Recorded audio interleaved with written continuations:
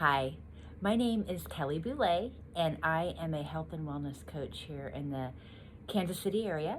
I have been practicing for almost 23 years, and I specialize in hypnotherapy and helping people change their diets. And today, I want to talk to you about breaking habits and making habits and sticky notes, which is kind of a funny topic. You guys all know Post-it notes, sticky notes. I'm sure a lot of you use them a lot. If you're like my husband, he's got sticky notes everywhere on the kitchen counter to remind him to do stuff. Anyway, I digress. Today, I want to talk to you about habits, and I want to start off by telling you a story that it's about me, and it goes back to about 30 years ago. So I am from a small town. It's called Iola, Kansas, and it's in southeast Kansas. And if anybody of you have been to Iola, Kansas, if you're one of my friends watching, you know what I'm talking about. We've got, a handful of restaurants, literally 4 or 5, few gas stations, and you can literally get from one side of town to another. So 30 years ago, I was home from college, and had been seeing a guy. We've been seeing each other for a couple years. So, we're 20, 21 years old, right? Back home for the summer. And what happened is we decided to part ways beginning of the summer. And so that was kind of a bummer, but it was a amicable thing. But if you've grown up in a small town and you have broken up with your significant other, you know what that is like. Especially, this is before cell phones. This is before, any of that. And so, when you're 20 and 21, you cruise around with your friends, you drive around. When you're not working, you go to the one of 4 restaurants there, you go to the swimming pool. And so anyway, it was really hard. It was really terrifying for me to think about going that whole summer and having to, see each other. You drive by each other, you run into each other at the gas station. And that was really scary for me because I didn't want to spend the whole summer having to deal with all that. And I knew that I had to break that habit. I'm talking about. We hang out with people, and sometimes they become our habit, to talk to them, to call them, to go to certain places together. So I knew I had to break that. And this is back before I even knew about hypnotherapy, understood it. And so I wrote this sticky note to myself, May of, I don't remember, 1993, something like that, 93. And so this note was basically 10 things that I was going to start doing, because I knew I had to let go of that part of my life, and I had to immerse myself and distract myself and get focused on something else. So I had this list of like 10 things.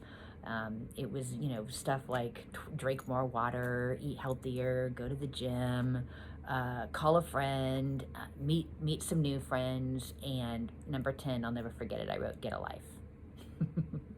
Get a life. You got to sometimes splash cold water on yourself, when you're 20 and 21 and breaking up with somebody. So I did this, and I studied that. I had to completely concentrate on this sticky note every day, sometimes 5 times a day. I had to remind myself of like, what am I going to do, instead of like be distracted and worry or be sad. And I'm happy to report that sticky note it seemed like it saved my life anyway that summer.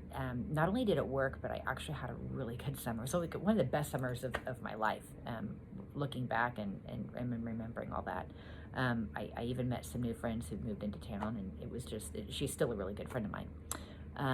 Anyway, that was 30 years ago, and I learned that sticky notes can work, and sometimes to break a habit and to create new habits, you gotta sit there and stare at it and look at it and read it, and several times a day, to remind yourself of what you're not going to do and what you're going to do instead. So fast forward, quite a few years later, I graduated from Emporia State, got a degree in psychology, went on to get my master's degree in counseling, moved up to Kansas City, and been working up here. And a couple years of being up here and working, I kind of came to this point where I knew I needed to again up my habits, change my habits, create better habits. I was probably staying up too late and eating a lot of, I was a bartender for a while at Tanner's Bar and Grill. This is back in the 90s when Tanner's was like a thing.